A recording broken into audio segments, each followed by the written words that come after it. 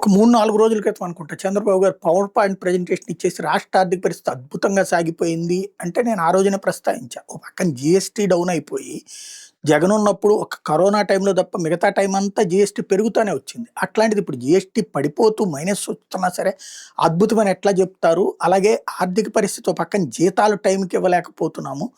అలాగే సంక్షేమ పథకాలు ఇవ్వలేకపోతున్నాయి. నిజంగా ఆర్థిక పరిస్థితి బాగుంటే మహిళలకు ఇస్తానన్న రూ. 1500 ఏమైపోయింది? నిరుద్యోగులకు ఇస్తానన్నటువంటి భృతి ఏమైపోయింది? 50 ఏళ్ళకి పెన్షన్ ఏమైపోయింది? ఆరోగ్యశ్రీకి డబ్బులేవి? ఫీజు రియంబర్స్మెంట్‌కి డబ్బులేవి? అవేమీ ఇవ్వకుండా ఆర్థిక పరిస్థితి మాత్రం అద్భుతంగా ఇచ్చేసింది, గాడిన పెట్టేశానని చెప్తే ఎట్లాగా నమ్ముతారు జనం అన్నది ప్రస్తావన.